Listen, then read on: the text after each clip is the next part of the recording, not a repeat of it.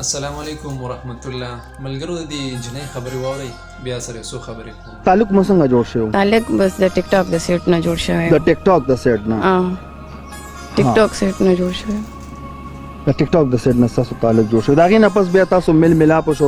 نشته ری تاسو سره ثبوت نشته د کوی نو موږ پښتانه خو لکه نکاګانې په سټامپ پیپر نه توړو، دعا خیر کو الوا او ګوټ خورو او بس بیا موږ سره نور څه ثبوت خو نه، خو د واده نه پس موږ سره ثبوت چې موږ کله واده کو نه هغه کې مونږ لیکل. اوس که تعلق منکر شي چې ما د دې سره اړه کویدن کړي نه نو بیا نو د دې ماما دی هغه ثبوت دی، د دې او خیر هغه ثبوت دی، د دې د کلی ناظم دی هغه ثبوت دی، او کاغي مونږ کریږي نو بیا دا تاسو په خپل پیسې لوکې چې دا څنګه د جسمانی تعلقات او هغه ما سره د کویدن نه مخ کې کړي دي. کویدن نه مخ ته انصاف څه غواړي؟ څه ویل غواړي چې د استاد او پښتنه خور د پتور تیار کې د شپې په 2 بجې ما ته کال کې زرا زما د دې پر आवाज جته ما څه ویل څه غواړي؟ زه ویل دا غواړم چې بس ماته د زما د عزت انصاف ملو شي، زه نه انصاف غواړم او دی مال انصاف نه راکې، دی ماته چې ته د خپل عزت کده غلس 15000 روپۍ خلک پیسې واخل نو عزت په 15000 روپۍ باندې خلک خرڅي، کدا عزت په دې شنو بیا به د اړ پیغلی عزت په 15 روپۍ خرڅيږي بازار ته جوړ شولو.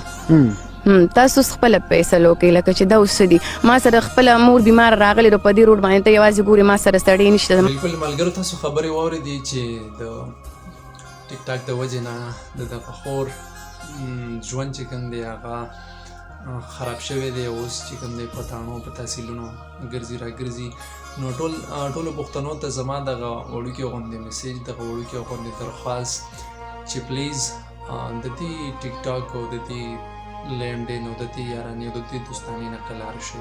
الله ته وګورئ، ستاسو په معاشره کې به ستاسو رور، ستاسو پلار، ستاسو د ترزوی او غیره وغیره داسې، او تاسو بیا داسې حرکات وکئ او بیا راوځئ میډیا ته ودرېږئ چې را مونږ سره زیاتې شوی دی، مونږ سره پلانې شوی، مونږ سره پلانې شوی دی. نو هر څه چې کوئ هر څه تاسو ځان سره په خپله کوئ، د خپله لاسه تاسو ځان سره هر څه کړي دي. تاسو ته بار بار مونږ چغې وو، بار بار دلته د مولیان صاحبان لګیا دي، بار بار دلته عالمان لګیا دي چې د دې ټیک ټاک او د دې ګندګو نه کلار شئ او راوځئ، لږ ځان وپېژنئ پښتنو، لږ خپل عزت وپېژنئ، لږ خپله حیا وپېژنئ. خو دغه خبره وي چې تاسو ته نصیحت کول سنډا ته رباب غږول دي نو او سنډا په رباب نه پوهېږي. نو پلیز ټولو پښتنو ته زما ریکویسټ دی، درخواست کوم چې د دغه شیز نه قلار شئ، د دې ټیک ټاک نه راوځئ، خپله زندګي وپېژنئ، خپل اصلیت وپېژنئ او خپل وخت وپېژنئ. هسې په ظلم ځان له ټایم برباد کړو او بیا د سره داسې کاتې وشي نو بیا راوځي سوشل میډیا ته چغې وایي چې ما سره زیاتې وشو، زما په مطلب ما سره د انصاف وشو، ما سره د پلانې وشو، ما سره د پلانې وشو. نو ولې کوئ؟ ساجت دی ورته چې نښتې وي به ځان ته موبایل ونیسه، داسې تاو شه هغسې تاو شه، چې تاو راتاو نه شوې نو کور به دې وران شي. بس موبایل ځان ته ونیسو او دا وښایه واغه دې نه جوړېږي څه. بیا راوځي بس مونږ سره زیاتې شوی دی، مونږ سره د انصاف وکړی شي، مونږ سره د پلانې وکړی شي، مونږ سره د پلانې وکړی شي. پرېږدئ مړه